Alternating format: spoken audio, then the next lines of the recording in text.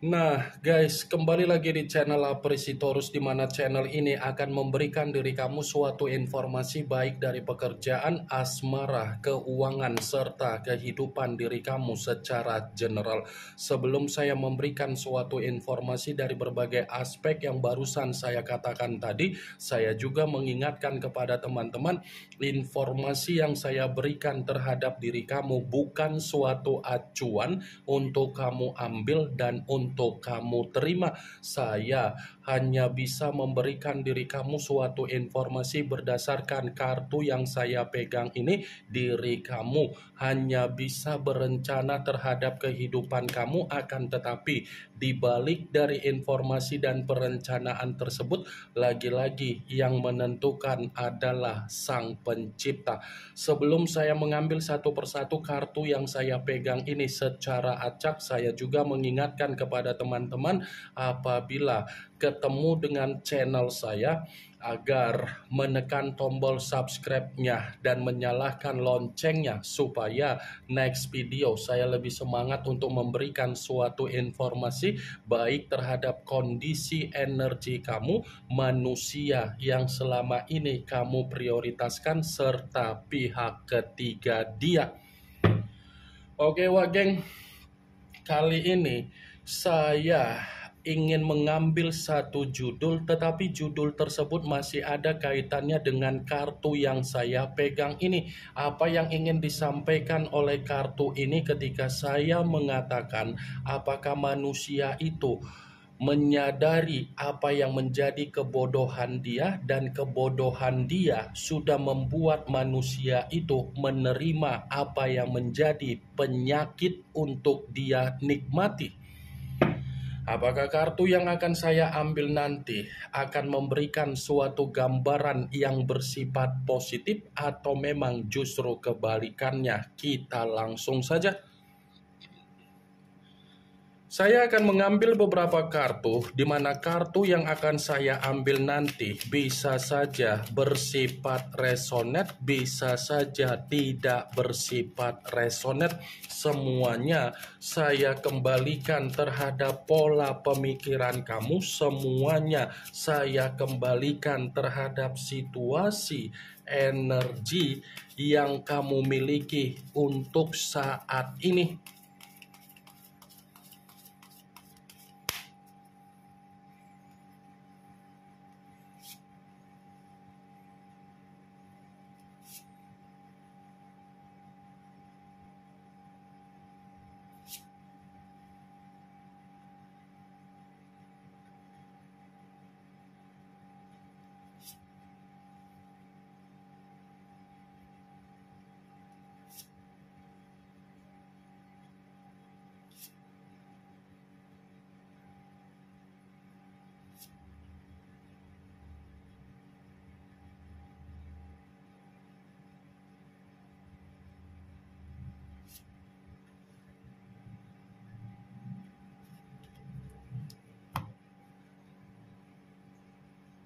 Nah guys, di depan saya ini sudah ada beberapa kartu yang sudah saya ambil secara acak satu persatu dari tumpukan kartu yang saya pegang tadi. Apakah kartu yang ada di depan saya ini akan memberikan suatu gambaran yang bersifat positif atau memang justru kebalikannya? Kita langsung saja. Muncul kartu ini. Sekali lagi saya mengatakan muncul kartu yang saya pegang ini, di mana kemunculan kartu yang saya pegang ini seperti memberikan suatu isyarat atau gambaran, tetapi gambaran yang ingin saya sampaikan terhadap diri kamu, terlebih dahulu saya ingin mengarah terhadap diri kamu sebelum saya mengarah terhadap judul tersebut.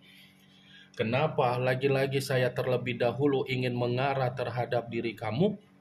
Kalau saya katakan kembali dari apa yang menjadi perjalanan kehidupan kamu di masa lalu, sepertinya kamu ini yang terlalu banyak memberi daripada menerima. Kan?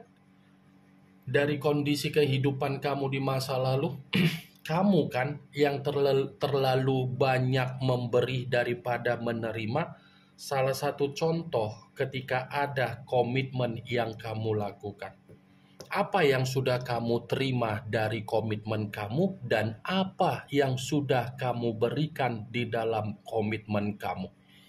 Saya hanya sekedar ingin mempertanyakan saja, karena dari apa yang menjadi pertanyaan saya barusan, kamu yang bisa memberikan suatu jawaban tersebut.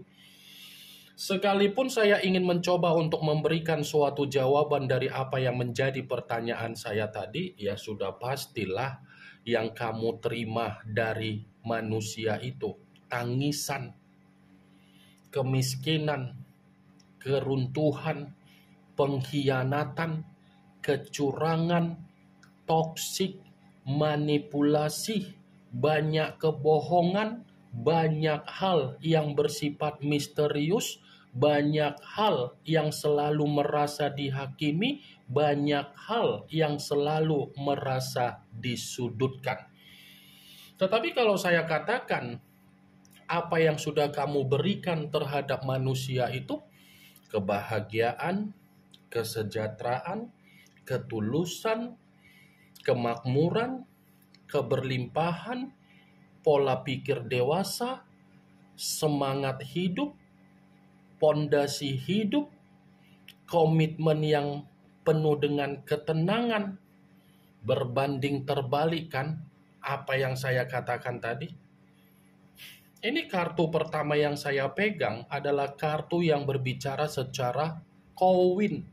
Tetapi koin tersebut terdiri dari 6 koin, 3 di kiri, 3 di kanan. Kalau seandainya saya mencoba untuk menarik satu koin dari ke-6 koin tersebut, jangankan perihal dari komitmen kamu, persahabatan kamu pun lebih banyak memberi daripada menerima. Begitu juga dengan situasi pekerjaan kamu. Begitu juga dengan situasi bisnis dan usaha kamu, dan begitu juga dengan ruang circle kamu.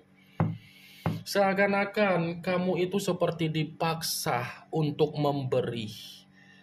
Padahal kamu pun sadar kamu selalu mengesampingkan apa yang menjadi kepentingan kamu, kebutuhan kamu, memanjakan orang lain. Sebenarnya kamu itu sadar kok, bukan tidak sadar, tetapi karena kamu itu benar-benar sangat tulus, sangat percaya, sangat empati dan simpati terhadap orang yang ada di sekitaran kamu.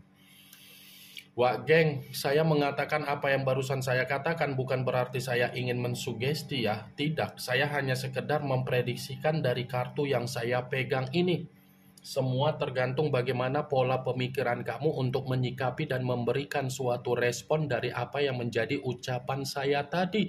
Kalaupun kartu yang saya pegang ini saya kaitkan dengan apa yang menjadi judul tersebut, saya akan membenarkan, tetapi membenarkan dalam arti apa? Ini ada kaitannya dengan apa yang menjadi kebiasaan buruk dia, tebar-tebar pesona dia, tongkrongan dia, keborosan dia, kebebasan dia, sisi friendly dia. Karena ketika manusia itu melakukan apa yang menjadi kebiasaan buruk, kebebasan dia, secara tidak langsung manusia itu menerima apa yang menjadi situasi pemerasan. Dia hanya dimanfaatkan dari apa yang menjadi kebodohan dia ketika dia melakukan kebiasaan buruk dia tersebut, termasuk dari hubungan dia terhadap pihak ketiga. Ternyata pihak ketiga hanya mampu membuat manusia itu merasa menerima kehidupan yang bersifat mengambang. Muncul kartu Five of Coin sama dengan Five of Pentacles, yang dimana kemunculan kartu ini berbicara secara koin, tetapi koin tersebut terdiri dari 5 koin. Kalau seandainya saya mencoba untuk menarik satu koin dari kelima koin tersebut, satu koin yang saya tarik ini pun masih membenarkan apa yang menjadi judul tersebut. Membenarkan dalam arti apa? Apa yang menjadi kebodohan dia? Ternyata kebodohan dia sudah membuat kondisi dia sangat menderita. Apa yang menjadi kebodohan dia sudah membuat kehidupan dia menerima kesulitan dia. Apa yang menjadi kebodohan dia seperti membuat dia berada di atas kursi roda. Muncul kartu The Devil, yang dimana kemunculan kartu ini mengarah terhadap unsur tanah berlambangkan 3 zodiak Capricorn, Taurus, dan Virgo. Kalau seandainya saya mencoba untuk mengesampingkan ketiga zodiak yang barusan saya katakan tadi, lagi-lagi kartu ini pun masih membenarkan apa yang menjadi judul tersebut. Membenarkan dalam arti apa? Kebodohan yang dia perjuangkan, kebodohan yang dia lakukan, ternyata kebodohan itu mempengaruhi apa yang menjadi kondisi resiko dia. Kebodohan dia hanya mengarahkan manusia itu untuk mendapatkan apa yang menjadi kabar buruk dia. Kebodohan dia hanya mengarahkan manusia itu untuk menerima apa yang menjadi penyakit di dalam kehidupan dia. Muncul kartu Seven of Swords, yang dimana kemunculan kartu ini berbicara secara pedang, tetapi pedang tersebut terdiri dari 7 pedang. Kalau seandainya saya mencoba untuk menarik satu pedang dari ke-7 pedang tersebut, satu pedang yang saya tarik ini pun seperti masih membenarkan apa yang menjadi judul tersebut, tetapi dalam arti apa? Dia terjebak sendiri dengan apa yang menjadi kebodohan dia. Dia bukan hanya terjebak tetapi merasa emosional dari kebodohan dia. Cocok kau rasa? Hah? Selama ini kan dia hanya untuk mengarahkan diri kamu agar kamu terjebak dengan permainan ketoksikan dia kan? Untuk saat ini giliran manusia itulah yang terjebak dengan permainan ketoksikan dia secara kebodohan dia. Muncul kartu Ten of Swords, yang dimana kemunculan kartu ini masih berbicara secara pedang, tetapi pedang tersebut terdiri dari 10 pedang.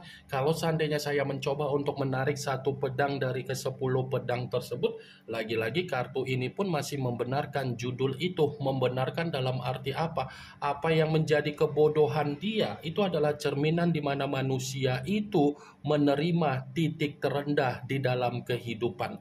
Apa yang menjadi kebodohan dia seperti cerminan di mana manusia itu lagi hancur.